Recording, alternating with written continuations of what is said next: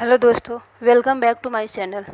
दोस्तों, एक अमीर आदमी अपने बेटे की किसी बुरी आदत से बहुत परेशान था। जब भी बेटे से आदत छोड़ने को कहता तो एक ही जवाब मिलता, मैं अभी बहुत छोटा हूँ, धीरे धीरे ये आदत छोड़ दूँगा। पर वह कभी भी आदत छोड़ने का प्रयास नहीं करता। उन्हीं दिनों एक महात्मा गांव में पधारे हुए थे। जब आदमी को उनके ख्याति के बारे में पता चला तो वह तुरंत उनके पास पहुंचा और अपनी समस्या बताने लगा। महात्मा जी ने उसकी बात सुनी और कहा, ठीक है, आप अपने बेटे को कल सुबह बगीचे में लेकर आइए, वहीं मैं आपको उपाय बताऊंगा। अगले दिन सुबह पिता पुत्र बगीचे में पहुँचे। महात्मा जी बेटे से बोले, आइए हम दोनों बगीचे की सैर करते हैं। और वो धीरे धीरे आगे बढ़ने लगे।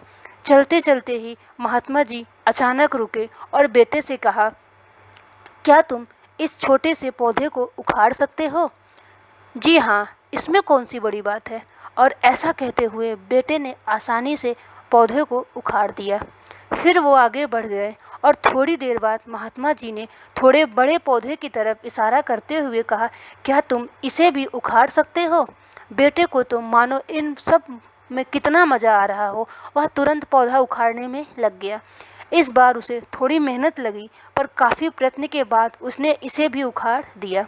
वो फिर आगे बढ़ गए और कुछ देर बाद पुनः महात्मा जी ने एक गुड़हल के पेड़ की तरफ इशारा करते हुए बेटे से इसे उखाड़ने के लिए कहा। बेटे ने पेड़ का तना पकड़ा और उसे ज़ोर ज़ोर से खींचने लगा, पर पेड़ तो हिलने का भी नाम नहीं ले रहा था। जब बहुत प्रयास करने के बाद भी पेड़ टस से मस नहीं हुआ तो बेटा बोला, अरे ये तो बहुत ही मजबूत है, इसे उखाड़ना असंभव है। महात्मा जी ने उसे बहुत ही प्यार से समझाते हुए कहा, बेटा, ठीक ऐसे ही बुरी आदतों के साथ बुरी आदतों का साथ होता है। जब वह नई होती हैं तो उन्हें छोड़ना आसान होता है, पर वह जैसे जैसे पुरानी होती जाती हैं उन्हें छोड़ना मुश्किल हो जाता है। बेटा उनकी बात समझ गया और उसने मन ही मन आज से ही आदत छोड़ने का निश्चय कर लिया। दोस्तों, अगर आपने भी मेरी बात समझ ली गई हो तो आप भी अपनी बुरी आदतों को आज से ही छोड़ दें। धन्यवाद।